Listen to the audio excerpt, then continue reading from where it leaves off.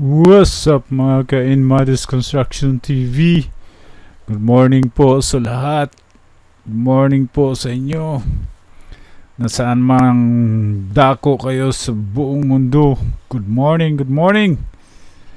At ngayon ipapakita ko sa inyo kung paano gawin ang perspective ng isa sa mga nagpagawa sa atin ng plano na si Mr. Junel. Itago na lang natin ang kanyang apelyido para sa kanyang privacy. Alright, so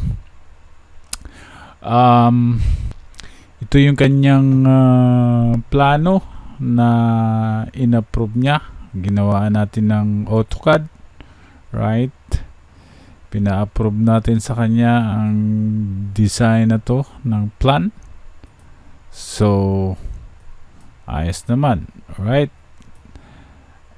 mayroon siyang isa, dalawa, tatlo, apat na kwarto at may isang breakfast room, dalawang toilet and bath. Right, so may living room, okay, dining room, kitchen. Alright, so na-approve niya na ang floor plan. Ngayon gagawa na natin ng perspective at pakita na rin natin ang elevations. Right, front elevation, right side elevation, left side elevation, right,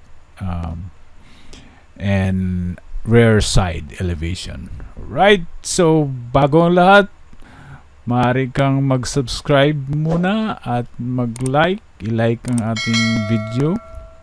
Right, and pwede mo rin i-share, no, sa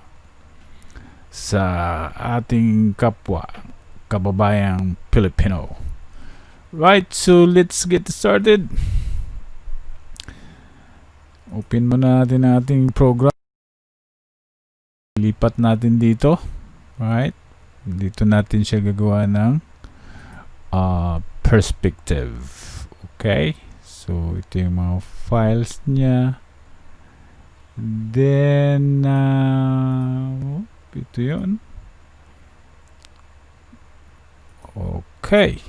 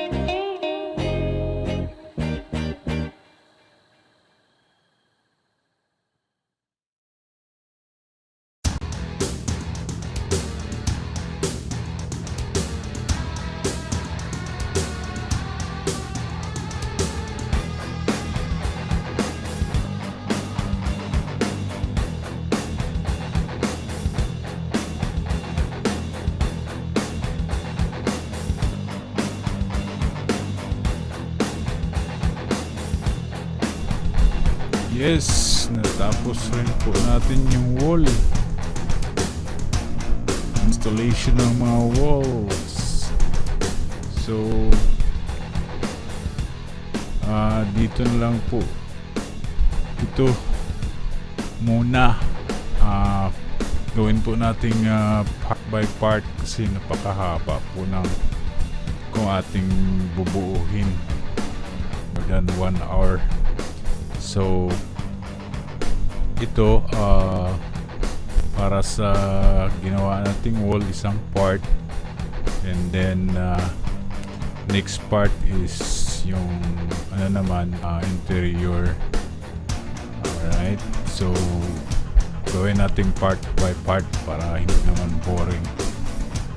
Alright, so maybe maabot natin hanggang part 5 doon na sa perspective, right, at saka elevations. Okay, at huwag po kalimutang mag-subscribe. Alright, sundan nyo na lang po ang part 2. Thank you po.